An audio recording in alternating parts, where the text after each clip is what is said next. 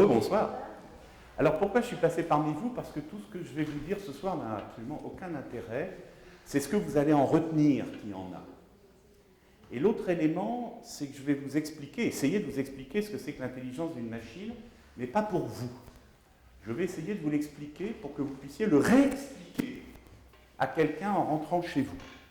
Donc cette conférence est payante, elle n'est pas gratuite.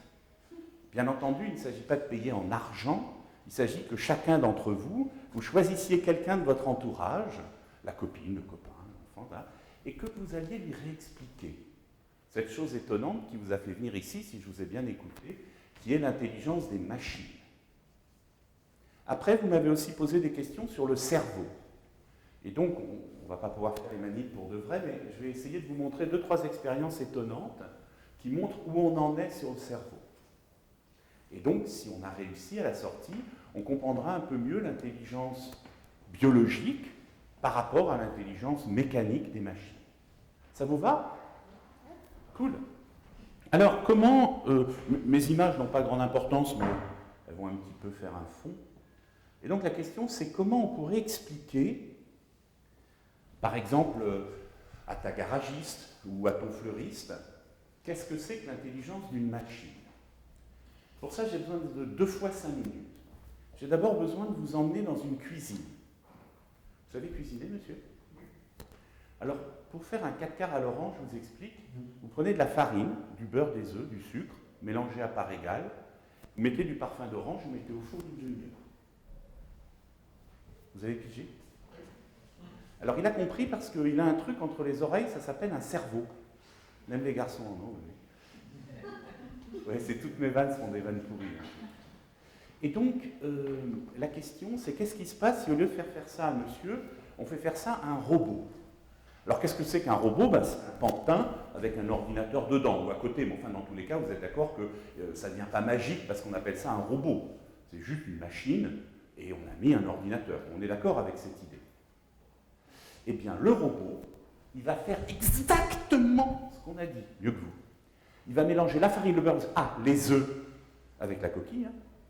Personne ne lui dit de les retirer. Parce que monsieur sait ce que c'est qu'un œuf, il sait des tas de choses inutiles sur les œufs, il a le contexte, pour parler philosophie, et donc il a suffisamment d'informations pour se dire que oui, certes, on ne va pas mettre les coquilles dedans.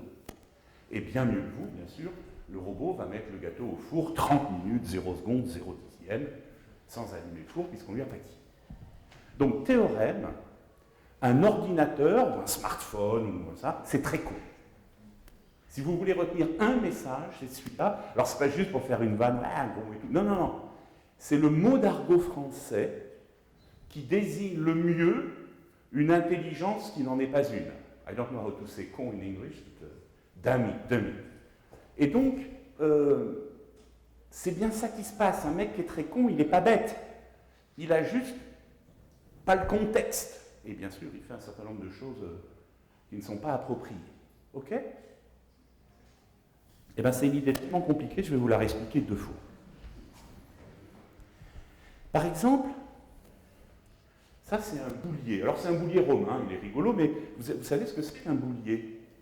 C'est un truc vachement cool pour compter. 2 plus 3 plus 4 plus 5. Par exemple, 36 plus 42. Alors comme lui, l'informaticien, il a déjà le résultat. Mais nous, on rame un peu, alors on va prendre notre boulier. Alors 36, vous êtes d'accord que vous poussez 3 boules pour les dizaines et 6 boules pour les unités. Ensuite, 4 boules, puis 2 boules. Et vous avez le résultat. C'est marrant, un boulier, c'est un additionneur. Hein. Vous êtes d'accord que vous poussez 2 boules et 1 boule, ça vous fait... Ouais, cool, c'était un exposé interactif. Mais ça marche aussi. Par exemple, à l'école, les mômes, ils s'éclatent. Hein. Ils vous prennent 2 filles plus 1 fille, ça vous fait 3 filles. Hein. Ça marche avec les garçons aussi. Vous utilisez des bouliers pour calculer? Non? Oui, toi, oui, bien sûr, Marc, mais les gens qui ne sont pas Marc, me casse pas ma baraque. Vous utilisez des calculettes.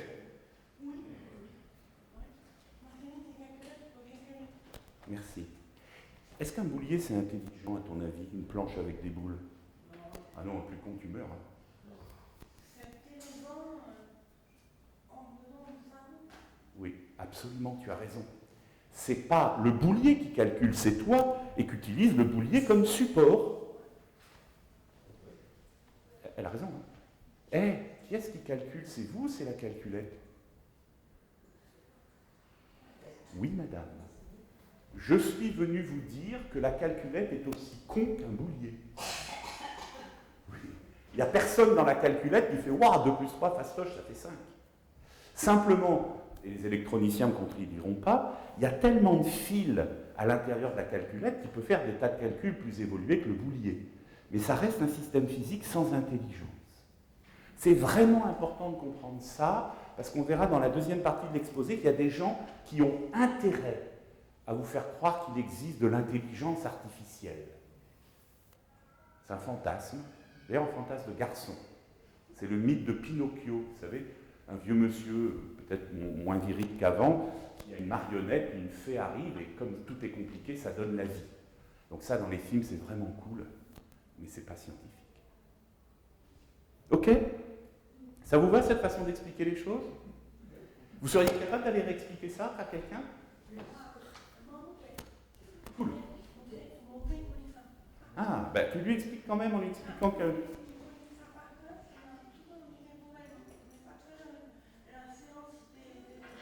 D'accord. Alors, non, c'est bien en plus. Tu es son père? Je peux dire rapidement ce que j'ai compris. Ah ben, alors si tu arrives à le dire rapidement, Marc, c'est formidable, vas-y. Top. L'intelligence, c'est le processus qui est mis au point par un esprit humain et qui prend des technologiques. Selon les cultures de l'époque, et tout, etc., à un certain moment, même un processus pour arriver à un calcul est passé par le boulier, parce que c'était la technologie disponible, alors que maintenant nous avons des raisonnements et des processus de résolution qui prennent comme support l'électronique. Il est peut-être plus intéressant d'expliquer justement le processus électronique des mémoires, etc. Super, c'est très intéressant. Oui, non, c'est très intéressant, mais on va mettre un gage à Marc.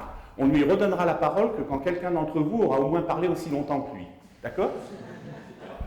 Ouais. Alors la deuxième leçon, c'est qu'on va essayer d'apprendre comment programmer un ordinateur. Ça vous va qu'on fasse ça en 10 minutes?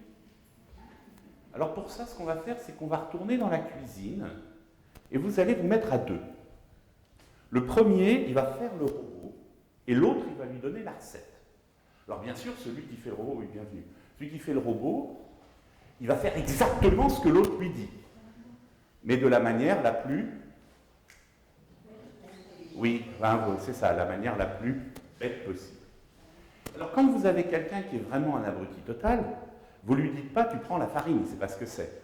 Vous lui dites tu avances d'un pas, tu tends la main, tu vas supposer que tu es dans le placard, la poignée, tu ouvres la porte, F-A-R-I-N-E, etc. Donc vous voyez bien que si vous êtes devant quelqu'un qui n'est pas intelligent, au lieu de lui dire pour aller à l'autre bout d'Antibes, c'est par là, vous vous mettez à lui dire tu avances de 3 mètres, tu tournes à droite, etc. D'accord? Et donc programmer un ordinateur, c'est décomposer en séquences d'instructions pas à pas tout ce qu'il fait. Cette première idée vous va? J'en ai 4 à partager avec vous. C'était la première. La deuxième idée, c'est que, dites-moi monsieur, s'il n'y a pas de beurre, qu'est-ce que vous faites? Oui, alors ça marche à peu près, y compris dans les lycéens. C'est que toutes les filles disent on prend de la margarine et les mecs disent on va en acheter un Carrefour. Mais ce qui est intéressant d'un point de vue informatique... S'il n'y a pas de beurre, je reprogramme l'ordinateur. Donc il n'y a pas que Marc qui a décidé de me piéger. Alors, bien sûr, vous comprenez ce que j'essaye de vous dire, c'est que c'est pas si simple. C'est pas juste une séquence, il y a aussi des tests. Si pas de beurre, alors margarine. Si pas de margarine, arrête le massacre. Et donc un programme d'ordinateur, c'est juste des séquences, et l'intelligence, c'est juste de tester une valeur, et en fonction de la valeur, on fait tel ou tel truc. Vous comprenez cette deuxième idée? Ah, super. On fait la troisième alors? Le 4 quarts à l'orange, vous avez pigé, Le 4 quarts au citron, je réexplique tout. Non, parce qu'il n'y a que l'arôme à changer. Et chocolat? Donc apparemment, ce monsieur sait faire tous les 4 quarts du monde. C'est-à-dire que ce qu'il sait faire, c'est des 4 quarts à x, où x est une variable dont la valeur pour le 4 quarts en l'occurrence, c'est citron, orange ou chocolat. Alors c'est quoi une variable? Normalement je dois avoir une poubelle, on va prendre une poubelle imaginaire ici. Une variable c'est une boîte. Et comme on va faire des maths, cette boîte je vais dessiner x dessus. D'accord? Et dedans je mets la valeur 2. Que vaut x? Ouais, 2. Que vaut x plus 1? Ouais, merci. Maintenant regardez, je fais un autre truc, je dessine z dessus. Je mets 2 dedans. Que vaut z? Ouais, z plus 1. Ok. Donc effectivement, vous avez remarqué que peu importe, on s'en fout du nom xz ou parfum pour votre truc. Ce qui est important, c'est qu'une variable, ça a un nom, qui ne sert à rien sinon à le retrouver, et des valeurs qu'on met dedans. Eh bien, chez vous, il y a un objet qui est super balèze. Ça s'appelle une machine à laver. Ah ouais, une machine à laver, tu arrives, tu mets ton linge, tu mets la lessive, tu programmes sa variable. Ah, c'est quoi la variable d'une machine à laver en général? C'est... Absolument. J'aurais aimé que ce soit un mec qui sache me le dire, mais c'est ça.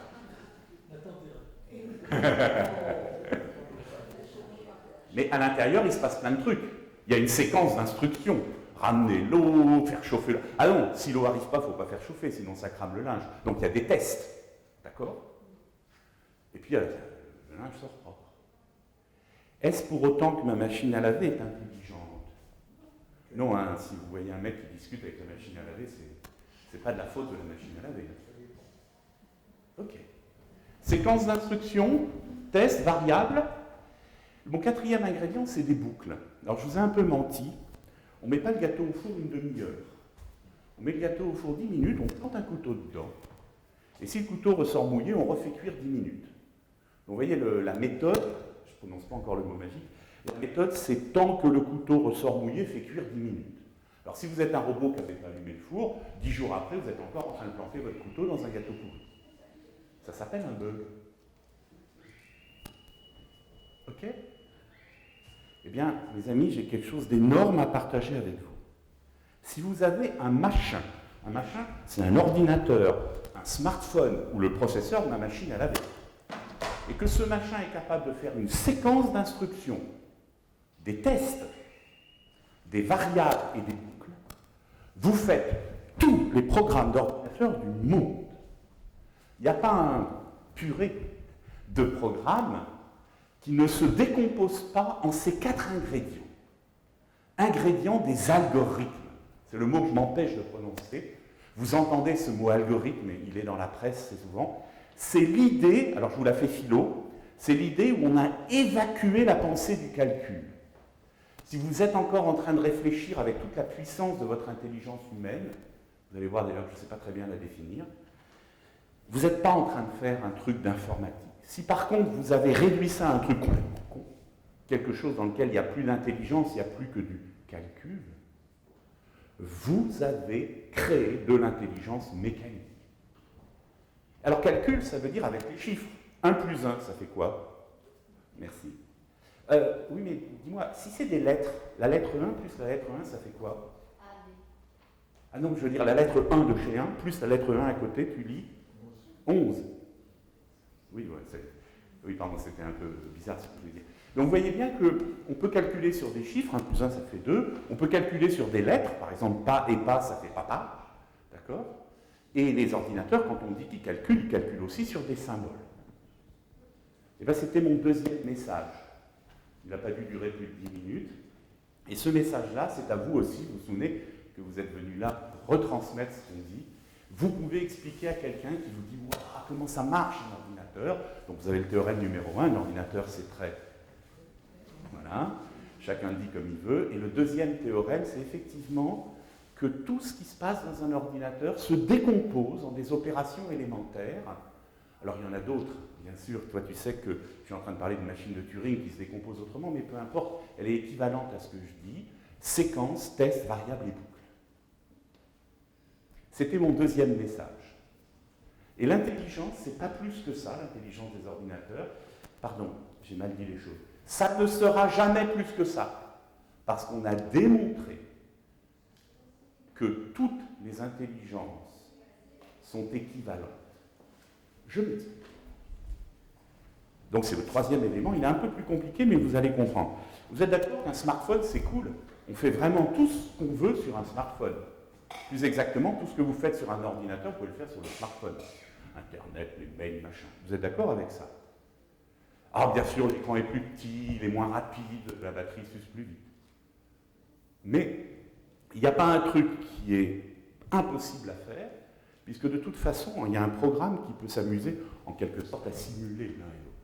Donc ces deux intelligences d'ordinateur et de téléphone portable sont les mêmes. Ce sont des algorithmes qui s'exécutent dedans. C'est une idée qui est moins naturelle, parce qu'elle a une conséquence, c'est que les humains ont compris ce qu'est l'intelligence des mécaniques. C'est-à-dire que, on va le voir tout à l'heure, il y a différents niveaux d'intelligence mécanique, et on pense qu'il n'y a pas plus que l'intelligence avec des algorithmes. Alors, regardez une conséquence marrante, c'est que ma machine à laver, il y a un processeur dedans. Donc si je branche un câble, un clavier, un écran, je vais sur Internet. Alors c'est la honte, d'aller sur Facebook avec une machine à laver, mais ça marche. Ça vous va comme idée? C'est quoi les niveaux d'intelligence? D'abord, il y a des objets. D'accord? Et ensuite, il y a des outils. C'est quoi un outil? Un tournevis? Oui, par exemple. Mais tu vois, par exemple, ça c'est un marteau. Ah bah oui, regarde, c'est un objet avec un algorithme. Il me connaît depuis des années, ne vous inquiétez pas. D'accord? Et donc, ce qui fabrique un outil à partir d'un objet, c'est que vous avez une méthode pour vous en servir. Vous comprenez cette idée? Qu'est-ce que c'est qu'une machine? C'est un outil avec un... Ah, pas encore, vous allez trop vite. Une machine con de chez con avec... C'est avec un moteur, c'est-à-dire que c'est plus la force humaine qui s'ennuie à faire ça, il y a une mécanique qui tourne à sa place. Alors oui, après, vous avez raison. Parfois, il y a un programme. Par exemple, ma machine à café, elle fait le café toute seule. C'est-à-dire que moi, je mets le café, j'appuie sur le bouton, il se passe 2-3 petits trucs, toujours la même chose d'ailleurs, et puis ça fait mon café. Dégueulasse, mais ça fait mon café. Okay. Seulement, ma machine à café, elle sait que faire le café. Et après, au-dessus, il y a des machines dites universelles, c'est-à-dire qu'elles font tous les algorithmes du monde. Pourquoi ma machine à café, elle restera qu'à faire le café? Parce qu'en fait, elle sait plus faire une séquence d'instructions. Je ne vous la fais pas pour le café, mais vous comprenez ce que je veux dire. Et on pense qu'il n'y a pas plus. Excusez-moi. Un Marc, je ne sais pas. La machine universelle, c'est le microprocesseur qui est à l'intérieur peut-être de la machine à café. Et la façon dont l'algorithme est prévu, c'est une application qui cible l'objectif de réaliser tel ou tel service. Et effectivement, le même microprocesseur peut être intégré à une machine à laver, à une machine à café, etc., programmé avec le même langage, de la même façon, mais disposant d'entrées-sorties différentes et ciblé pour aboutir à un service. Oui. On n'a pas la même machine à café. Pas directement. Il y a la machine dans son esprit, la machine à laver que l'on connecte sur Internet, qui peut sortir un mail ou espionner ce que vous faites. Alors, Parce que... oui. Ah. Alors, Oui. Alors, il a raison. Il a raison. Je parlais de ma machine à café mécanique. Oui, la machine à laver de ma mère. Oui. La machine à laver de ma mère, car même moi j'ai une mère, c'est effectivement, elle avait une machine à laver mécanique, il n'y avait pas de programme. C'est-à-dire que c'était elle qui allumait l'eau, allumait le gaz, attendait que l'eau arrive et appuyait sur le bouton marche pour que le moteur fasse tourner le linge. Alors là, bien sûr, cette machine n'avait pas de processeur, elle n'était pas universelle. C'était en ce sens que je parlais de ma machine à café. Mais je ne crois pas qu'on ait beaucoup de machines à café avec des processeurs, quand même. Bon. Vous avez compris cette idée? Eh bien, j'ai envie de m'arrêter là pour vous raconter ce qu'est l'intelligence mécanique. Alors attention, ça va être à vous. Qu'est-ce que vous en pensez?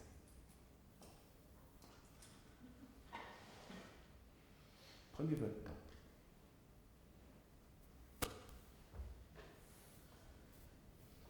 Alors je vais vous aider par des questions. Le micro, Daniel?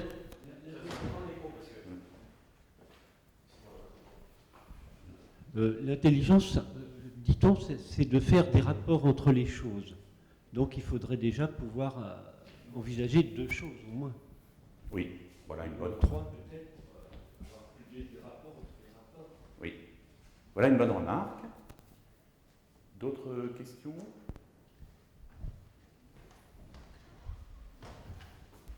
Merci. D'après ce que vous venez de vous expliquer, il n'y a pas d'intelligence mécanique, il n'y a pas d'intelligence de machine. Ils sont plus ou moins évolués, mais il n'y a pas de véritable intelligence comme on la conçoit pour un être humain. Absolument. Au sens d'aujourd'hui. Et après, oui. Au micro. Je dis, tout le monde dit c'est une intelligence, alors que c'est Oui. pas une intelligence. Oui, tout à fait. Mais moi aussi, quand j'étais petit, je croyais que mon nounours était super intelligent. Vous aussi, je parie. Que peut faire une machine devant une situation qui n'a pas été... Excusez-moi, je passe le micro comme je vous expliquais sinon. Ouais. Ce que vous dites est intéressant, donc... Tenez. Merci. En tant qu'humain, devant une situation nouvelle, nous réagissons d'une certaine manière, avec notre logique et avec nos sentiments, nos ressentis. Oui. Une machine qui a été programmée pour un certain nombre de situations, si elle se trouve devant une situation qui échappe à sa programmation, elle est complètement idiote. Absolument.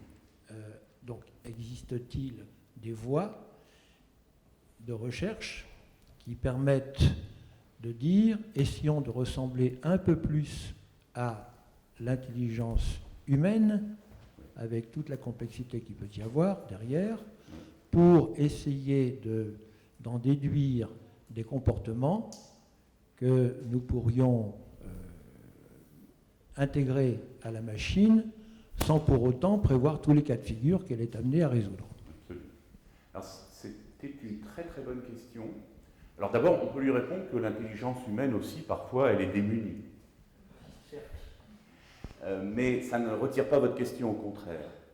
Oui, vous avez raison. Qu'est-ce qu'a fabriqué l'intelligence biologique? C'est l'évolution des espèces. Si on est là, en gros, c'est parce que quelques centaines de générations avant nous, il y a des gens qui ont survécu même, on peut même le dire en français, peut-être pas forcément de façon très élégante, mais en tout cas, ils sont adaptés à cet environnement. Alors oui, on est aujourd'hui capable de faire des algorithmes extrêmement sophistiqués. Par exemple, il n'y a plus un joueur d'échecs qui gagne devant la machine. La machine le défonce intellectuellement directement. Seulement, c'est pas vrai. Au sens suivant, elle le fait avec une méthode très con. C'est-à-dire que quand Kasparov gagne, quand Kasparov gagne, il gagne avec tout son cerveau, voire même peut-être son esprit, je ne sais pas bien ce que ça veut dire. La machine, par contre, je sais comment elle gagne. Elle a d'abord mémorisé toutes les parties du monde qu'on lui a rentrées. Et ensuite, un ordinateur, ça fait 1 milliard d'opérations par seconde. Avec 1 milliard d'opérations con, certes, ça fait beaucoup. Et donc, quand il appuie sur son machin, vous savez, les joueurs d'échecs, ils ont une pendule, là. Quand il appuie sur la pendule, l'ordinateur, lui, il n'a pas la même horloge. Et donc, il va faire des milliards d'opérations cons, explorer des parties, calculer des probabilités, il va lui sortir un coup sans comprendre. Mais par contre, il aura gagné. Alors, quelle conclusion en tirer? Eh bien, ce que fait l'informatique, qui est une science, elle déplace notre définition d'intelligence. La machine n'est pas... Mais avant, il y a très longtemps, je vais me permettre d'emprunter ça à Michel Serres, il y a très longtemps, avant l'écriture, il y a des gens qui avaient appris par cœur l'Iliade ou l'Odyssée. Franchement, c'est balèze. Hein. Moi, j'y arrive pas. Hein. Bon, l'Iliade, c'est très chiant, mais même l'Odyssée, j'y arrive pas. Et pourtant, il y avait un gars spécialiste, il te fait l'Odyssée, puis un autre, il se pointe, il te fait l'Iliade. Et puis un jour, il y a eu l'écriture, et ce jour-là, en fait, on a abandonné une partie de notre mémoire, et on s'est mis à déléguer à l'écrit notre intelligence. Et je vous promets que si vous lisez l'Odyssée, c'est vraiment intelligent comme texte. Mais ce n'est pas le papier qui est intelligent. C'est l'humain qui a en quelque sorte mis d'intelligence dedans. Et puis ensuite, un jour, quand on est passé à la machine, oui, on lui a délégué un certain nombre. Alors on va employer un mot, ça s'appelle de tâches cognitives. On va appeler cognitive de l'intelligence, en gros, qu'on peut bien formaliser. Alors une machine, ça mémorise, hein. Surtout un vieux mec comme moi, qui oublie tout, donc j'ai Wikipédia. Je vis avec Wikipédia sur mon smartphone. Et puis, les calculs numériques, c'est fini, hein. Plus personne ne fait des additions. On a un tableau Excel ou une calculette. Et puis oui, par exemple, on est en train de déléguer aux machines le soin de faire des statistiques. Alors je vais vous prendre 3-4 exemples. Donc là, on discute de comment l'intelligence a évolué. La première chose qui est étonnante, c'est que si vous allez sur Facebook, eh bien, on peut y détecter quelqu'un qui est schizophrène en regardant son profil. Alors prenons un petit peu du temps pour comprendre ce qui se passe. Il n'y a pas un mec vachement intelligent qui a dit « Oh là là, ce gars-là, il a 2 profils, donc c'est qu'il doit être... » Non, non, non. La méthode pour trouver les schizophrènes, qui est assez efficace, c'est qu'ils ont pris 1000 mecs, donc ils étaient sûrs qu'ils étaient schizophrènes. 1000 mecs, donc mec c'est bien sûr au sens homme-femme, hein, c'est au sens britannique, guys. 1000 mecs, donc ils étaient sûrs qu'ils ne l'étaient pas. Ils ont tout calculé bêtement, leur profil, leurs images, leurs photos, machin bidule, et après ils ont essayé de trouver dans cet espace de données la différence. Et donc c'est parce qu'il y a du big data, comme on dit, énormément de données, on a trouvé ça. Est-ce que c'est de l'intelligence? Non, il n'y a pas quelqu'un qui a trouvé pourquoi ils étaient schizophrènes, ni comment ils l'étaient. Par contre, est-ce que c'est efficace? Oui. Alors, est-ce qu'on a fait du big data avant l'informatique? Bon, moi, j'en connais 2. Et la première chose qu'on a fait, c'est qu'au jour où on a guillotiné 2 ou 3 rois, on s'est demandé comment choisir intelligemment nos gouvernants. Je sais que c'est le moment de l'exposé où on doute du résultat, mais bon. Alors les Grecs, ils avaient tiré au sort, pas mal. Par exemple, là, Thomas m'aide ce soir, mais après tout, il aurait pu tirer au sort avec ses collègues de la médiathèque, lequel m'aidait. Ça aurait été raisonnable, n'est-ce pas? Par contre, on ne peut pas tirer au sort qui est-ce qui va m'opérer de l'appendicite. Ouais, ok. Et donc, on a confié au big data. On a une croyance, une hypothèse, c'est que si vous demandez à 50 millions de Français de désigner le meilleur gouvernant, c'est leur vote collectif qui fonctionne. C'est vraiment du big data. Bon. Là, vous avez un... Excusez-moi, vous pouvez pas... Excusez-moi.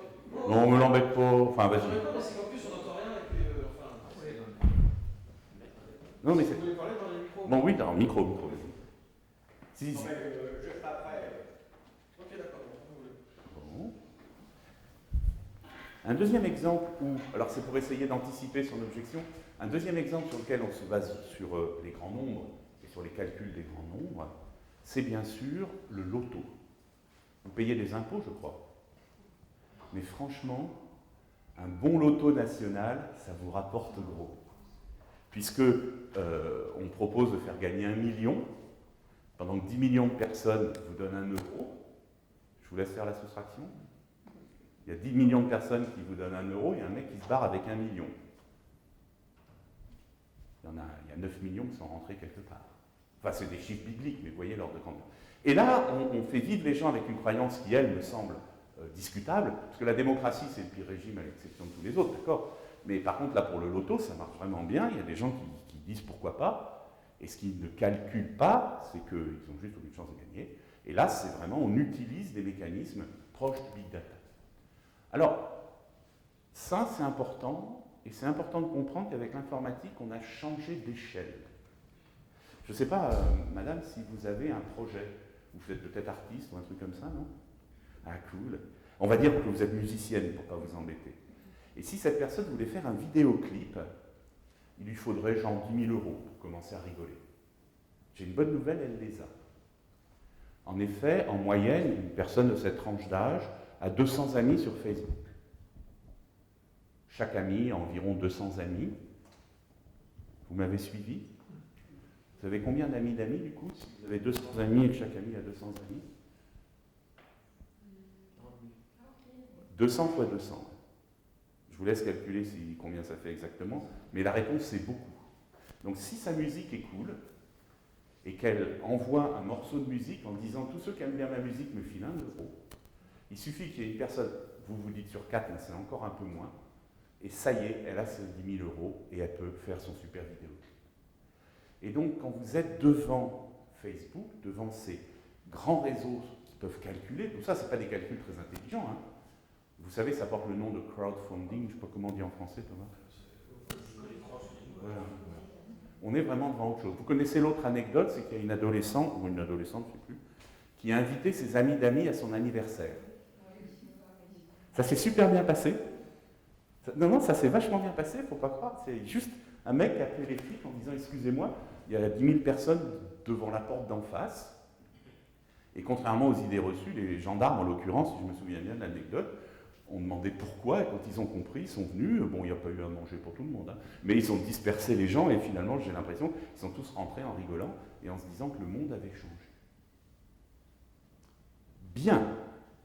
Ce n'est pas parce que les ordinateurs sont très cons que ces calculs que vous m'avez fait préciser, je suis presque encore dans votre question, n'ont pas bouleversé notre propre intelligence, notre propre façon de penser. Je peux vous embêter avec la démocratie, parce que c'est un sujet qui me tient à cœur. Vous savez qu'en informatique, on utilise le binaire. Oui, non, 0, 1. On peut jouer au portrait. J'ai choisi quelqu'un dans cette salle, je voudrais vous le faire deviner. Et je vous en prie, posez-moi des questions. Oui. Ah, blonde ou brune?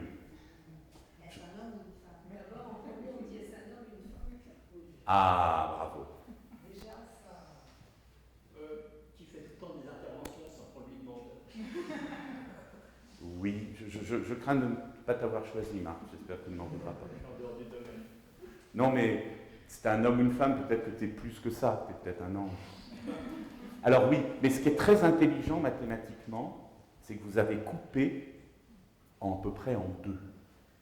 Et si, par exemple, tu avais dit, est-ce qu'il est barbu? C'est des choses qui arrivent. Bah, si tu avais eu du pot qui soit barbu, il t'en restait 3 à trouver, si j'oublie personne.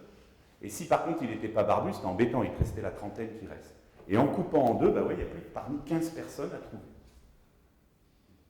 Et donc l'information binaire, c'est le minimum d'information pour couper les choses en deux, d'accord?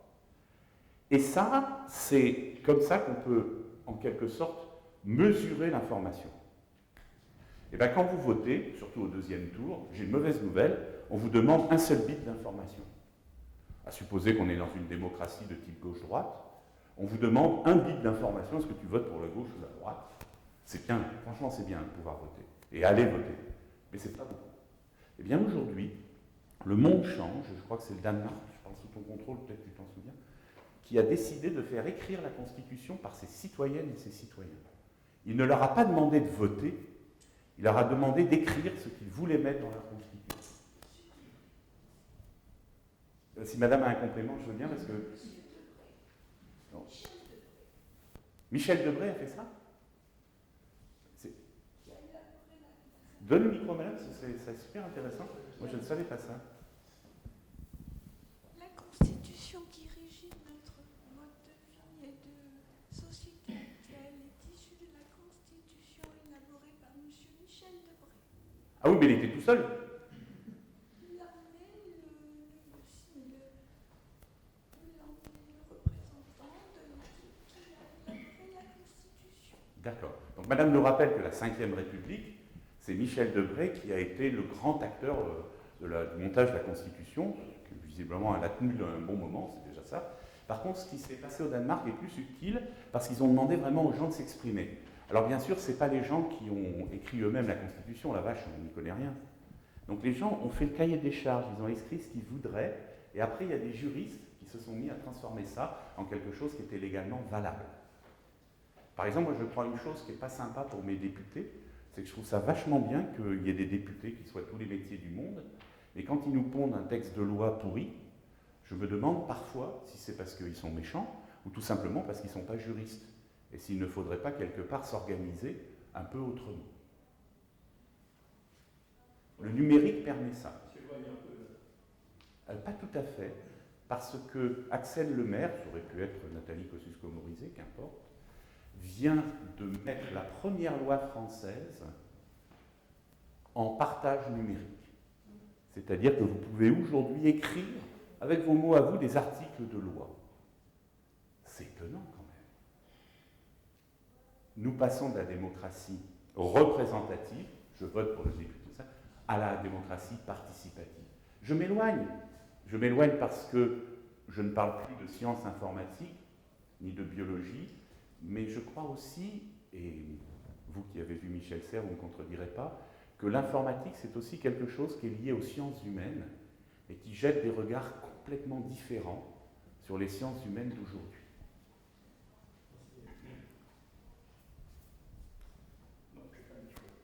Ouais, ah oui, ouais, tu donnes une micro.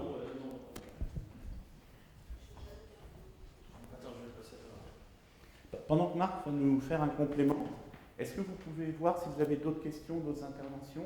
On vous passera le micro après lui. À toi. Bon, là, je crois que maintenant, il est question de faire une différence quand même entre différents usages qu'il y a de l'informatique.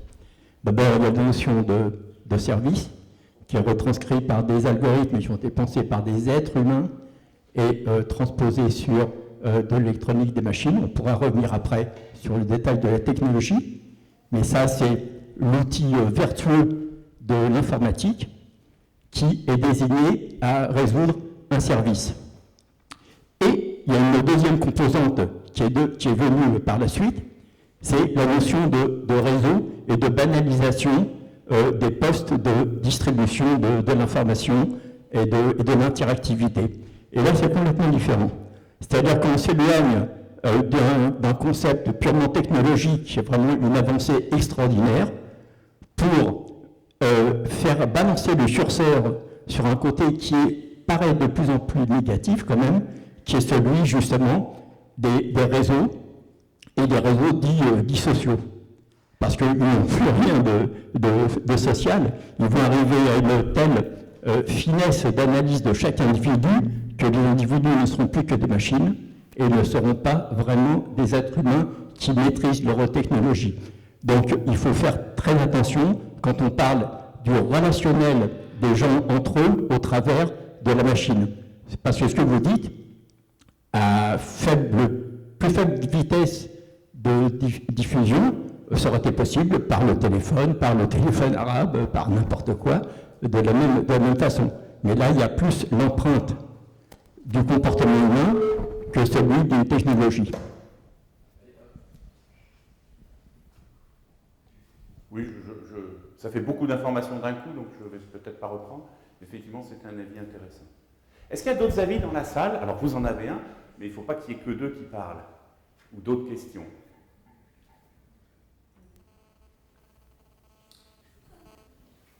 On va vous amener le micro, puis peut-être après on reprend. Comme ça, on partage la question.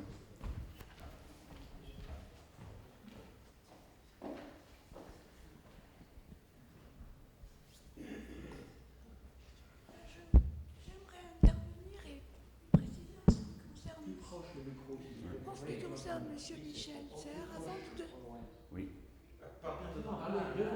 En ce qui concerne Michel Serres, qui a étudié les comportements humains, puisqu'il était dans le cadre de ses fonctions philosophe, sociologue et scientifique, il a étudié tous les comportements humains de la façon la plus élargie, dans le sens de l'humanité, de la technologie et de l'expérience, des expériences effectuées dans le cadre de ses fonctions lorsqu'il exerçait aux États-Unis.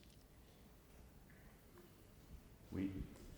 Je vais répondre à madame, si le réseau veut bien, en vous montrant une conférence de Michel Serres qui explique justement ce que je vous ai dit en quelques mots.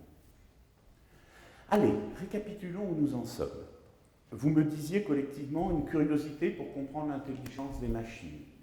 Je me suis permis de vous expliquer que c'était très con, c'était une façon simple de bien vous montrer la fracture entre notre intelligence et l'intelligence des machines. Et puis on s'est aperçu qu'en fait, cette intelligence, ça se résolvait par des algorithmes. C'était des machines qui exécutaient un certain nombre d'opérations systématiques. Et dans une troisième partie, celle qui n'a pas intéressé tout le monde, mais j'ai voulu vous montrer en quoi ça impacte notre société et en quoi ça nous fait réfléchir autrement. C'est ni bien ni pas bien, n'est-ce pas? C'est juste une nouvelle façon de vivre et de penser. J'ai fait une allusion à ma mère. Eh bien, figurez-vous qu'aujourd'hui, cette femme, 91 ans, qui va du lit au fauteuil et du fauteuil au lit, comme dirait Jacques Brel, eh bien aujourd'hui elle a une fenêtre extraordinaire sur le monde, et quand son arthrite lui permet de taper un peu sur sa tablette, elle se promène dans tous les pays du monde qu'elle n'a jamais visités.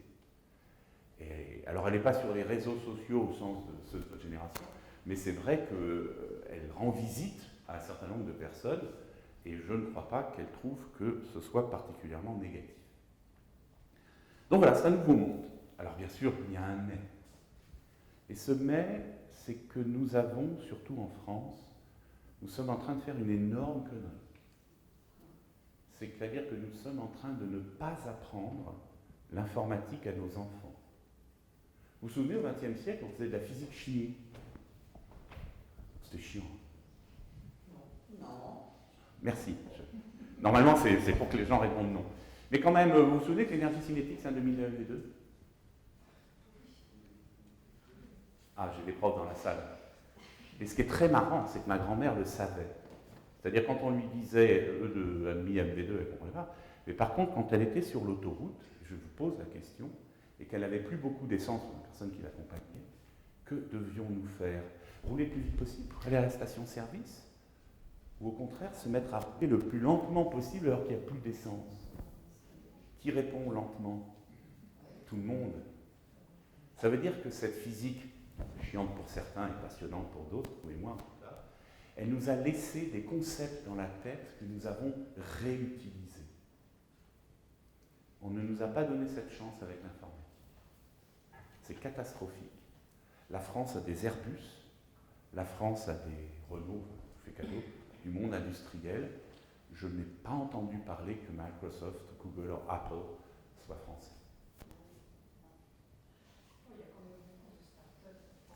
Oui. Ah oui, absolument. Oui, oui. Mais vous êtes d'accord qu'il y a une vraie fracture sur le sujet. D'autres remarques, d'autres questions ? Oui.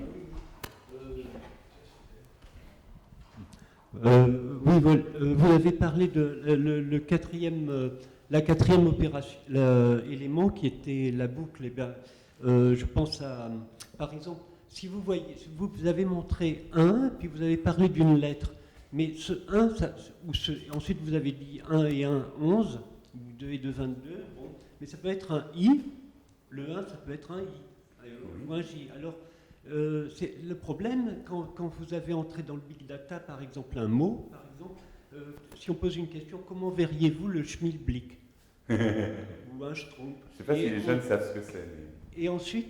Et ensuite, avec le big data, après, avec ces données, on donne une liste d'objets, mettons 1000 objets, puisque on a pris 1000 éléments, et leurs caractéristiques, et trouver combien % sont des schmilblick.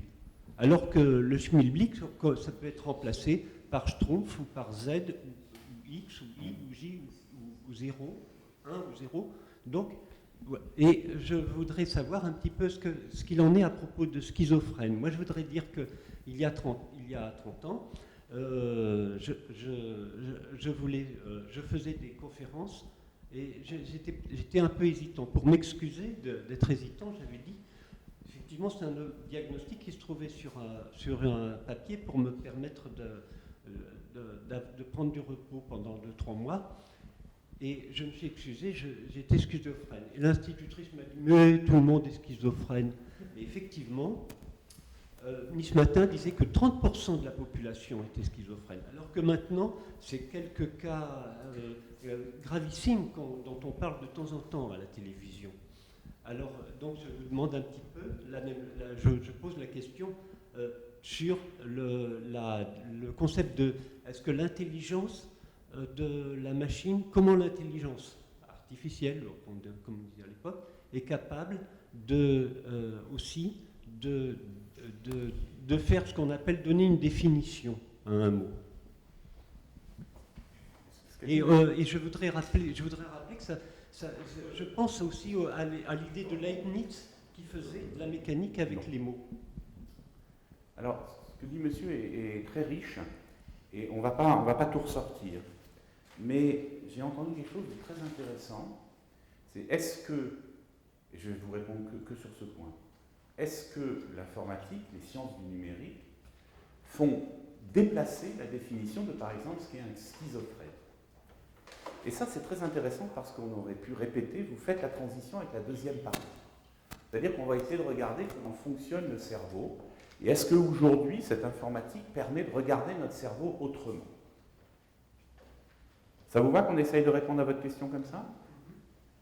Alors, la première chose que j'aimerais partager avec vous, c'est 2-3 notions de biologie dont je parle sous le contrôle de madame, qui a été professeure de SVT, si je vous ai bien entendu. Et je voudrais vous montrer cette image. Un cerveau de primate, donc comme le nôtre, et ce que je veux vous montrer, c'est que notre cerveau a une géographie. C'est-à-dire que 2 plus 3, ça va sûrement me répondre 5. Ce qui est intéressant, c'est qu'elle a utilisé la partie frontale de son cerveau. Si par contre je vous demande de fermer les yeux et d'imaginer un coucher de soleil, merci beaucoup, elle le fait, eh bien en fait, on verrait à l'arrière de son cerveau ces zones visuelles se mettre à fonctionner. Et donc la première notion assez remarquable, c'est que les fonctions, donc les vraies fonctions de notre cerveau, se trouvent localisées. J'ai vraiment besoin de 5 minutes avant d'arriver à votre réponse. Par exemple, on a des centres du langage. Il y a d'abord l'air Broca, cassé, phrase difficile, syntaxe.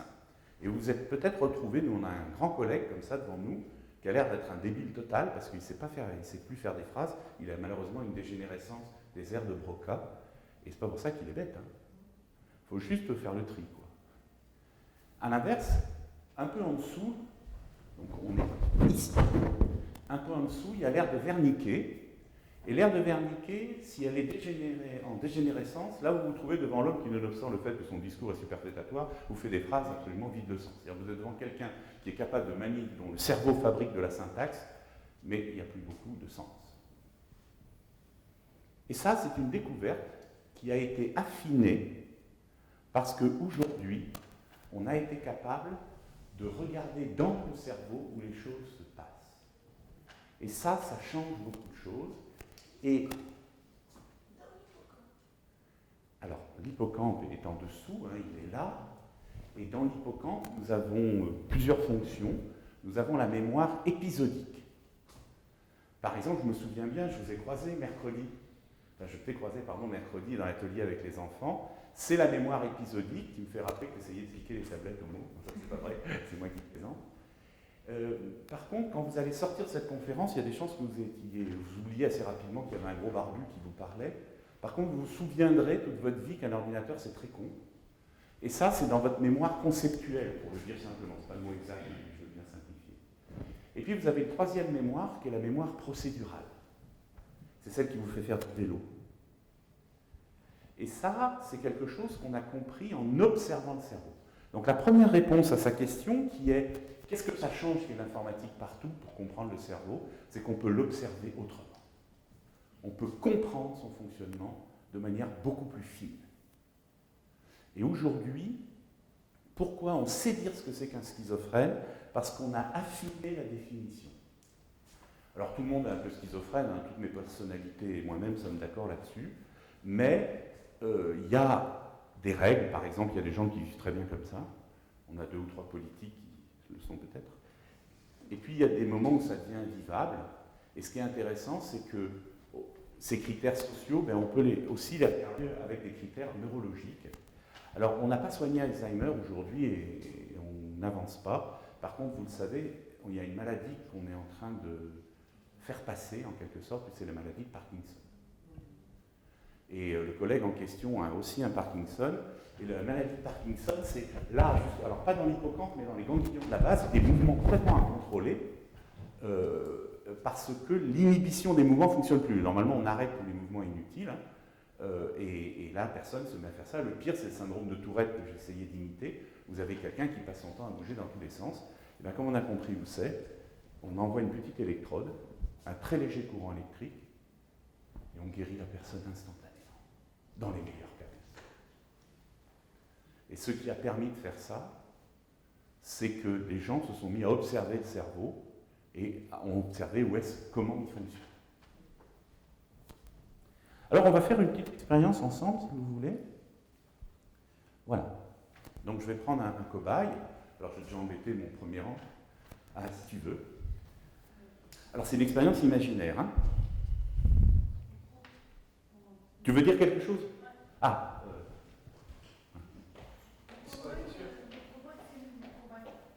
Ah, Thomas c'est ton copain, mais c'est le mien aussi, hein, Thomas. D'accord.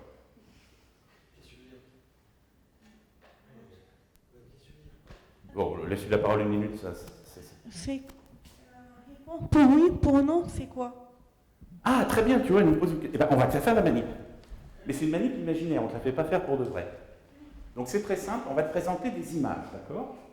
Là, tu n'as pas besoin du micro. Regarde là. Donc là, tu as des images sans animaux, et là, tu as des images avec des animaux. Par exemple, là, tu vois, il y a deux animaux, il y a une humaine et un chien.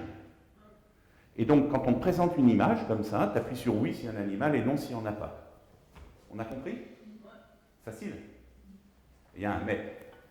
Le mais, c'est qu'on va lui présenter l'image pendant 10 millisecondes, un centième de seconde. Et, tu n'as pas besoin du micro, t'inquiète pas. Et, du coup, ce que cette personne va nous dire, c'est bof. Elle n'a pas eu le temps de voir. Mais je lui fais gagner 1 euro chaque fois que sa réponse est bonne, et donc elle va quand même appuyer sur oui ou non. Vous avez compris l'expérience? On va lui présenter 1000 images, très très vite. Elle va appuyer sur 1000 images, à votre avis, elle a combien de réponses exactes? La moitié. Et oui, une chance sur 2. Elle ne va pas répondre faux à chaque fois tout de même. Et bien sûr, si je vous en parle, c'est que ce n'est pas du tout le résultat. Quelle que soit la personne, cette jeune fille ou quiconque dans cette salle, va partir avec 999 €. C'est-à-dire que son cerveau est plus rapide qu'elle. C'est un phénomène qu'on a détecté il n'y a pas longtemps et qui a permis de démystifier tout le machin sur les images subliminales, tout ça. Non, c'est beaucoup plus simple que ça. C'est qu'effectivement, notre cerveau est habitué depuis des millions d'années à détecter un visage. C'est vachement utile. Du temps où on était des lapins, il y avait 2 catégories de lapins. Il y avait le lapin intello qui se demandait s'il y avait un renard dans ce fourré, et le lapin qui se barrait si jamais il voyait un renard. Donc de temps en temps, il se barrait, il n'y avait pas de renard, c'était juste le vent. Donc ça faisait un lapin con, mais vivant. En revanche, le lapin intello, lui, il était dans le ventre du renard. Et donc on a effectivement détecté, alors je ne la fais pas la manip, mais si on m'avait donné un feutre, vous êtes d'accord, si j'avais dessiné un rond comme ça, puis 2 petits ronds et un trait, vous m'auriez assez rapidement dit la tête à Toto. C'est-à-dire que votre cerveau détecte un visage même avec des traits absolument rudimentaires. Et donc en utilisant l'informatique, on a pu effectivement détecter ça. Et avec les électrodes, on a pu regarder à l'intérieur du cerveau quel chemin ça prenait, quel calcul ça fait. Ça détecte les contours par ici, là, dans les zones visuelles, puis ça descend dans l'inférieur temporal, il est là, je mets mes doigts. Et là, effectivement, eh bien, on a des neurones qui détectent des bananes, qui détectent des visages connus, etc. Très utile, Marc, quand on est un primate, de détecter si c'est bien la femelle de ta tribu. De détecter que je levais le doigt pour faire une intervention. Absolument. Et imagine que ça marche dans les tribus de primates, ça marche aussi parfois en boîte de nuit, ce type de fonctionnalité. D'accord? Alors voilà ce qu'on est en train de comprendre au cerveau. Et, alors Marc va se plaindre parce que je ne vais plus parler de science, mais je vais parler de société. Et ce qu'il faut que vous compreniez, c'est que des gens se sont mis à réaliser qu'avec ça, on pouvait faire des choses très étonnantes. Imaginez que... Tiens, bouge pas, laisse-moi ta bouteille une seconde. Je tends la main de ma poche pour attraper cette bouteille. Vous êtes d'accord que j'ai dans mon cerveau, je vous le montre ici, une zone qui correspond au mouvement du bras, de la main, du pied. D'ailleurs, c'est très rigolo, vous avez vu, c'est pas homogène. On a plein de place pour la main, très peu de place pour le pied et la jambe. Et donc, si vous me mettez plein d'électrodes dans le cerveau, vous allez suivre mon mouvement, puisqu'il y a une géographie. Vous comprenez cette idée? Maintenant, imaginez que par malheur, mon bras soit plus là, qu'il ne fonctionne plus. Ouais, tu connais ça par cœur, toi. Et donc, j'imagine tendre la main, tendre le bras pour attraper sa bouteille. Eh bien, si vous pouvez connecter mes neurones à un robot, le bras de robot va pouvoir remplacer mon bras humain. C'est une prothèse bionique. Comme c'était important de commencer par vous dire qu'un ordinateur, c'est très con, c'est pas de l'intelligence au sens où il n'y a pas un truc magique dans le bras. Par contre, ça peut changer la vie. Donc il y a une vraie personne, c'est une soldate états-unienne, qui a perdu son bras en Irak, et dans son malheur, entre guillemets, on a pu lui poser et connecter. Et donc, alors je ne dis pas qu'elle fait du ping-pong, mais elle vit sa vie quotidienne avec un bras en chair et en os d'un côté et en plastique et en moteur de l'autre. Je vais finir, puis ensuite on va refaire un tour de table, là les gens trépignent d'intervenir. Et là, vous voyez, quelque chose change dans la société, c'est que notre rapport entre le corps et la machine a évolué. Je vais vous donner une autre application, parce que je la trouve intéressante. C'est une application sur les tétraplégiques. Donc, vous avez déjà conduit une voiture, hein, vous êtes d'accord que le pied droit accélère, le pied gauche freine, tourne à droite, tourne à gauche. Maintenant, imaginez quelqu'un totalement tétraplégique qui tend la main, là, qui tend la jambe droite, il ne fait rien, mais son cerveau fait comme s'il appuyait sur la jambe droite ou la jambe gauche. Il suffit de relier son cerveau par des électrodes posées sur la peau à son fauteuil roulant, et vous avez cette personne immobile qui le pilote tranquillement dans la rue. Vous êtes venu ici entendre quelque chose de très important. C'est pas magique. C'est extrêmement important de comprendre que c'est parce que le cerveau a une géographie et qu'un algorithme pilote ce bras. Parce que des gens vont vous dire, je regarde l'horaire pour arriver au bout de mon propos, des gens vont vous dire, c'est extraordinaire, on peut lire dans les pensées. La réponse est putain, on ne lit pas dans les pensées avec un ordinateur, c'est très con, c'est parce que c'est qu'une pensée. Même nous les humains, on ne sait pas définir ce que c'est qu'une pensée. En revanche, ça change la vie, et il y a quelqu'un qui a été appareillé et qui a décidé de retirer sa prothèse parce qu'il estimait qu'il était monstrueux. Il préférait être manchot, en l'occurrence en ce qui concerne, plutôt que de vivre avec cette prothèse. C'est un vrai choix. Puis j'ai aussi un choix économique, c'est que c'est sûr qu'une soldate états-unienne peut se payer un bras, là où vous êtes devant 200, 300 000 euros, c'est pas... Je ne suis pas sûr qu'on se paye ça dans tous les pays du monde. Alors pourquoi des gens ont intérêt à vous faire croire qu'il existe, enfin que c'est magique en quelque sorte? Eh bien, c'est très étonnant parce que c'est paradoxalement toutes les sociétés comme Microsoft, Google et autres. Ils ont aujourd'hui envahi votre vie quotidienne, ils ont aujourd'hui mis à votre disposition des outils et ils vous vendent un certain nombre de choses. Quand vous allez sur Google, vous payez quand vous faites une recherche, ou pas. Mais quand c'est gratuit, ça veut dire que c'est vous le produit. C'est-à-dire que, ça veut dire qu'effectivement, le geste que vous faites, en fait, vous travaillez en quelque sorte pour Google. Vous voyez ce que c'est qu'un CAPTCHA, un petit truc qu'on tape à la main pour vérifier qu'on n'est pas un robot. On vous montre une image, il faut taper des caractères. Donc il y a des gens qui ont une idée complètement rigolote, ils en profitent pour faire pour faire rentrer des textes dans la machine. Et ces gens-là vous servent un discours qui est très pernicieux. Ils vous disent, il va y avoir une intelligence artificielle qui domine le monde, mais nous, on ne va pas la faire. Nous, on est des gentils. C'est pas des gentils. Ils ne vont pas vous tuer, hein. Mais en tous les cas, ce qui est sûr, c'est qu'ils vont dominer le marché. Aucune de ces sociétés ne paye d'impôts, par exemple en France, ou très peu. En tout cas, rien à voir avec les profits qu'ils font. Et donc aujourd'hui, vendre l'idée que c'est magique, c'est vendre l'idée que vous ne pouvez pas comprendre et que vous êtes devant des sorciers. Un sorcier ne cherche pas à vous expliquer les choses. Voilà un point de vue un peu militant, mais un point de vue très important. La bonne nouvelle, c'est que comme vous êtes venu, vous savez que ce n'est pas magique, vous savez qu'un ordinateur, c'est très con, que des choses aussi stupéfiantes que ça ne dépendent que de la compréhension de ce qui se fait avec le cerveau, et que si ça change la société, ça n'est pas étonnant. Des questions, des remarques? Là, il y avait plein de gens qui voulaient intervenir. Normalement, on est ensemble une heure. Oui. Ce que je vais faire, si vous voulez, c'est que là, j'ai été jusqu'au bout d'un certain propos, donc si vous voulez rester un peu plus, on va développer. Et puis ceux qui ont besoin de partir partent au fur et à mesure, pas de contrainte. Je t'en prie, bonne soirée. Merci d'être venu.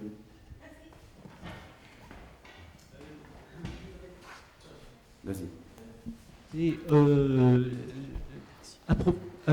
avant une critique qui est contemporaine de l'invention de Turing de l'ordinateur. Ah, on n'a pas parlé de Turing, désolé. Oui, mais à propos des des mathématiques dont vous avez vaguement parlé à propos de la puissance des programmes. En même temps, on a évoqué Leibniz en disant que le rêve de Leibniz, je vais dire brièvement ce que c'est, le rêve de Leibniz n'était pas réalisable à cause justement de ces théorèmes sur la puissance du système de Turing. Et le rêve de Leibniz, c'était de faire une sorte de dictionnaire où les notions utilisées dans la société étaient si bien définies qu'on pourrait mécaniquement résoudre tous les problèmes philosophiques. Alors, c'était justement à propos du cerveau, de ce qu'on dit, voilà, ce que vous avez évoqué. Qu'est-ce que vous pensez? Parce que, je veux dire quelque chose, c'est qu'il y a des problèmes qui utilisent l'infini, donc qui rapportent au théorème d'incertitude sur les machines de Turing, des théorèmes qui se rapportent à l'infini, que l'on peut, grâce à l'ordinateur, réaliser approximativement. Et même des paradoxes de la géométrie, des choses paradoxales, les oranges de Tarski. Alors je voudrais savoir si vous avez envisagé dans l'avenir quelque chose qui nous permettrait d'envisager un dictionnaire qui nous permettrait de résoudre certains problèmes philosophiques. Voilà. Oui. Là encore, il y a énormément d'éléments. J'en ai compris certains, d'autres m'ont échappé. Comment résumer cela? Il fait remarquer une chose tout à fait vraie, c'est qu'on a démontré, c'est ce qu'il a, d'indécidabilité plus que d'incertitude, qu'un certain nombre de choses ne peuvent pas être faites par un ordinateur. Un ordinateur ne peut pas en quelque sorte se vérifier lui-même, pour dire les choses de manière un peu exagérée. En tout cas, il ne peut pas vérifier qu'un autre programme ne boucle pas à l'infini. C'est le problème de l'arrêt. Et donc on a aujourd'hui des vrais résultats qui fait qu'un certain niveau d'intelligence ne sera pas dépassé, si je peux le dire comme ça. Et donc on peut lui répondre non, il n'y aura pas un dictionnaire avec toutes les connaissances du monde. Et pourtant il existe, c'est quoi? C'est Wikipédia. Avec tout ce qui est ça discutable, mais pour créer ce dictionnaire de toutes les connaissances du monde, on a utilisé l'ordinateur comme un marchepied en quelque sorte, et ce sont bien des humains qui ont fait Wikipédia. Voilà, pour répondre partiellement à tous ces éléments. Oui, j'ai une question, Thierry. Je t'en prie. Qu'est-ce que tu penses actuellement à la Silicon Valley, des gars qui sont un peu dans une secte et qui sont de plus en plus, qui sont les transhumanistes, et la bande de Steve Wozniak et tout ça, Alors d'abord, je te hais, parce que j'aurais espéré ne pas avoir la question. Non, au contraire, c'était une plaisanterie. Oui, il y a des gens qui pensent aujourd'hui qu'avec la machine, avec les prothèses, on va faire des surhumains, d'ailleurs des surhommes, hein, c'est des gros machos en plus. Et donc, l'idée, c'est ça, vous voyez, c'est vrai que ce bras est un peu vieux, franchement, je commence à avoir un peu d'arthrite, pardon. Donc si on pouvait me couper le bras, me passer par un bras mécanique, je vous jure que dans les bastons, est-ce qu'on peut aller jusque-là? Donc c'est des gens qui jouent à ça, et en réalité, ils ont des thèses, vous avez remarqué, enfin vous nous avez fait remarquer tout à l'heure que des choses existent dans le passé, c'est les nouveaux eugénistes. Parce qu'évidemment, tout le monde ne mérite peut-être pas d'avoir des prothèses, peut-être que c'est plutôt les blonds aux yeux bleus, ou pas, je ne sais pas. Et puis alors, ils vivent avec une autre idée étonnante, qui est dite la singularité. Ouais, c'est ça. Ils pensent qu'en gros, ça c'est un grand fantasme, si vous voulez, ils pensent qu'en gros, un jour, on va fabriquer une intelligence qui nous dépasse. Ça doit rien dur, un peu, c'est ça. Ouais. Et pourtant, ces mecs ne se droguent pas. En revanche, ils ont des intérêts. Oui. Dites-le peut-être. C'est de la science-fiction. C'est la science-fiction, mais ils ont aussi des intérêts derrière, parce qu'ils vendent des choses. Et effectivement, vous savez, à une époque, on cryogénisait les gens. Donc les gens se sont fait plein de sous en foutant d'autres au frigo. Bon. Et là, il y a un fantasme qui est, une fois que ton corps sera mort, ça nous arrivera, j'ai une mauvaise nouvelle, on va prendre ta mémoire, on va la mettre dans un ordinateur, donc tu continueras de vivre dans un monde virtuel. Non. Non, parce que notre intelligence humaine est incarnée, c'est-à-dire que notre cerveau n'existe pas en dehors de notre corps. Ce qui fait notre intelligence, c'est notre interaction avec notre environnement, c'est vraiment notre corps. Et donc c'est un fantasme. On sait que c'est un fantasme, mais c'est tellement plus chouette, tellement plus scandaleux, tellement plus médiatique de vendre ça que d'expliquer pourquoi une prothèse bionique marche. Pouvez-vous nous dire un mot de ce qu'on appelle l'intelligence contextuelle? L'intelligence contextuelle, me demandez-vous? Alors, je vais d'abord peut-être passer la parole, dites-nous-en un peu plus, parce que j'entends deux ou trois choses différentes.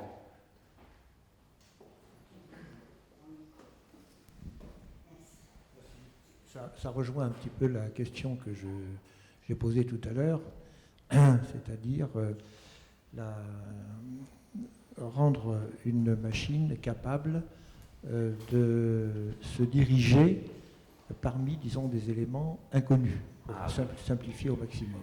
Donc, en fonction d'un contexte qui n'est pas forcément défini au préalable. Ah oui, alors ça rejoint un mécanisme que l'on appelle l'apprentissage par renforcement. Pour apprendre ça à une machine, on lui montre des exemples, et puis ensuite elle se débrouille avec ces exemples. Puis il y a une autre façon d'apprendre, consiste à lui mettre des baffes. Je m'explique. Une façon d'apprendre consiste à lui donner une récompense. Donc la machine, on ne lui dit pas du tout ce qu'il faut faire, mais elle essaye des choses, et si elle réussit, elle a un retour positif, sinon elle a un retour négatif, et donc elle oriente son calcul pour avoir toujours des retours positifs. C'est un peu comme l'auto-apprentissage, disons, en reconnaissance vocale. Oui, c'est utilisé là, effectivement, et c'est exactement ce type d'algorithme. Alors il se trouve qu'il marche, je ne sais plus si c'est vous ou quelqu'un devant qui l'avait dit, dans des contextes limités. Et effectivement, on prend en compte les contextes avec les données. Mais vous voyez, la question c'est qu'est-ce qu'on vise? Moi je sais comment faire de l'intelligence naturelle. Ça s'appelle faire un bébé. Même moi j'ai réussi. Par contre, sur l'intelligence artificielle, on va lui demander autre chose, par exemple d'aider les humains. Et donc on va lui demander d'être très pointu dans des domaines particuliers.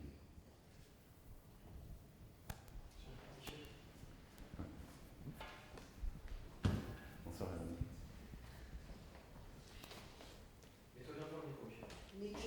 Je voulais préciser qu'en plus des réussites de l'intelligence artificielle dans le domaine des prothèses, qui résolvent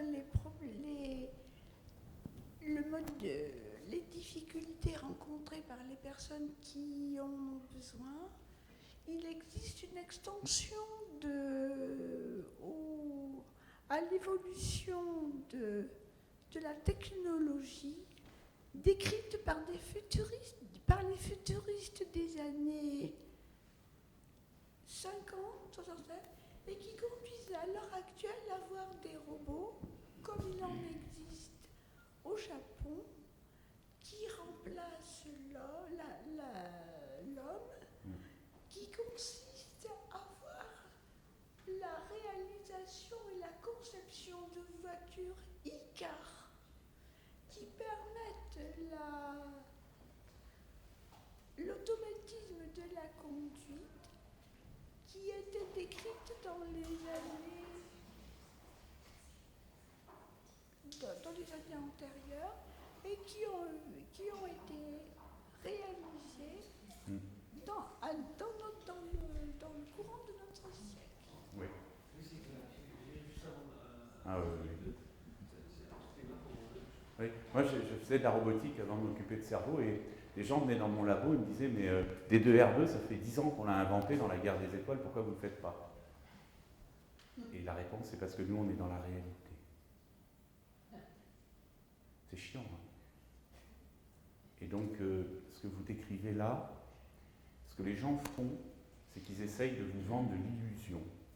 Et alors, vous savez, en médecine, avant que la médecine moderne soit très efficace, en pharmacie, il y a des gens qui venaient, on a ça dans Lucky Luke, hein, des gens qui venaient dans des roulottes qui vous vendaient toutes sortes d'élixirs.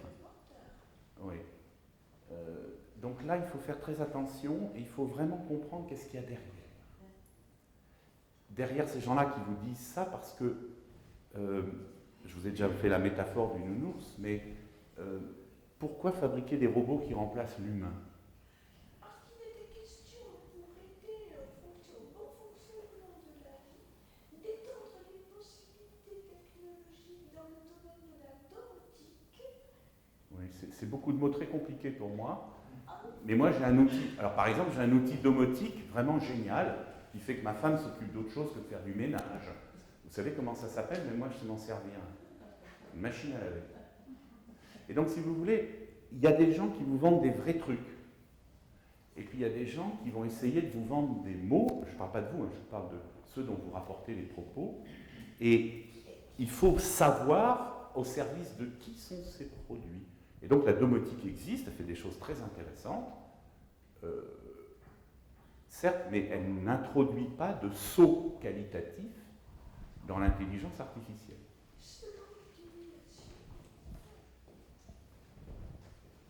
Oui, oui.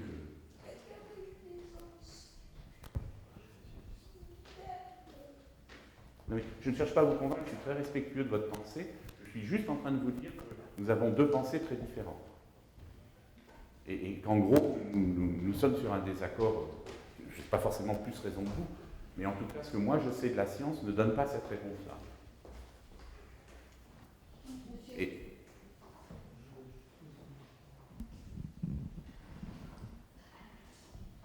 j'ai juste une question à vous poser pour revenir au propos de votre conférence, c'est-à-dire la conclusion par rapport à l'intelligence des machines. Alors, je doute un peu qu'on puisse dire qu'une machine est intelligente, ne serait-ce que, je caricature pour l'instant, je pense que l'intelligence pense, et pense, c'est imaginer.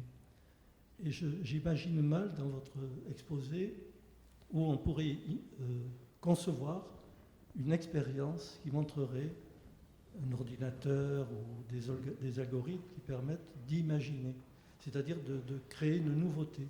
Parce que l'histoire des robots, disons-nous, qui se déplacent dans un contexte inconnu, c'est pas d'imagination, manifestement, c'est l'algorithme qui capte des données, et si l'algorithme est bien fait, il suffit de tout à fait, c'est tenir ce que compte. disait monsieur d'ailleurs. Je le fais moi-même la nuit quand je me lève et je touche, et s'il y a une porte, je l'ouvre. Hein. Oui. Donc, et je suis dans un contexte... bon. Donc ma question, c'est de dire, est-ce qu'on peut dire qu'une machine peut être intelligente ? Ma thèse, c'est de dire non. Oui. Pas J'ai l'orgueil d'avoir répondu la même chose. Simplement, je me suis permis de dire intelligence mécanique pour que les gens qui croient qu'elle est intelligente... Vous alliez définir l'intelligence mécanique, il y a eu des intervenants. Vous avez dit qu'est-ce que l'intelligence mécanique et vous n'y avez pas tellement répondu à mon avis. Parce que vous avez, bon, ah oui, non, c'est super intéressant que vous me corrigiez, c'est que j'ai mal fait mon travail. Il n'y a aucun souci, vous me voyez en sourire. L'intelligence mécanique, c'est l'intelligence des algorithmes. Et donc ce n'est pas de l'intelligence au sens de l'intelligence humaine. Il y a juste un choix de terminologie, c'est que pour faire réaliser ça à des gens qui y croient en quelque sorte, je garde le terme d'intelligence en ajoutant mécanique. Mais j'adorerais ne plus l'employer. J'avais une deuxième remarque à faire. Merci de cette correction. Ce n'est pas une correction, c'est... Bon. Allez. Une deuxième remarque, c'est le lien, parce que votre thème, c'est l'intelligence des machines, la pensée, des choses comme ça. Et les images que vous avez utilisées pour montrer qu'on pouvait soigner des gens par la cartographie du cerveau, ça j'en suis convaincu. Oui. Par contre, que par la cartographie du cerveau, on puisse atteindre des notions aussi sensibles que l'intelligence, la pensée, l'émotion ou quoi, cette cartographie-là, elle marche très bien pour systématiser quelqu'un qui lui manque un bras. On comprend très bien que ceci est une projection, une image sur le cerveau, mais je ne suis pas convaincu qu'on puisse avoir toujours une image, une imprégnation de zones particulières du cerveau pour des choses aussi sensibles que l'émotion, l'humeur, la colère, voilà. Ah, c'est très intéressant parce que là... Oui, la réponse c'est oui, non. Donc, d'abord, il dit quelque chose de vrai. Il dit qu'il ne faut pas se tromper, c'est pas parce qu'on étudie le cerveau qu'on comprend toute l'intelligence. Et ce qui se passe aujourd'hui, je vous propose, on a cité Michel Serres, d'aller vers Stanislas Dehaene, qui est notre plus grand neurologue français, je crois, aujourd'hui.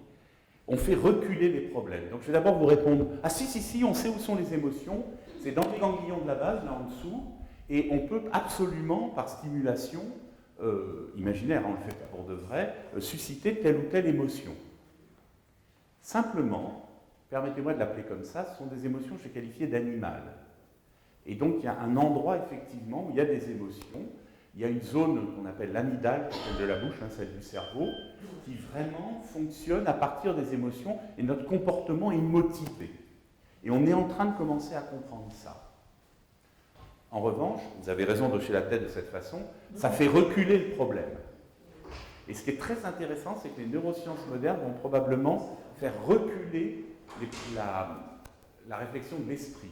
Feu Michel Buzer, un neurologue français, a écrit un livre là-dessus. Il a montré que finalement, on n'avait pas résolu les problèmes, mais on les avait un peu triés, un peu rangés, et on avait fait reculer en quelque sorte ces questions. Donc il y a des centres de l'émotion dans les ganglions de la base qui participent à la sélection de l'action. Et donc on sait aujourd'hui quelqu'un qui est très très colérique, lui donner ce qu'il faut pour qu'il le soit un peu moins. Mais s'il choisit d'être en colère, enfin si c'est son esprit qui fonctionne, évidemment, c'est pas la même chose. C'est une très bonne remarque.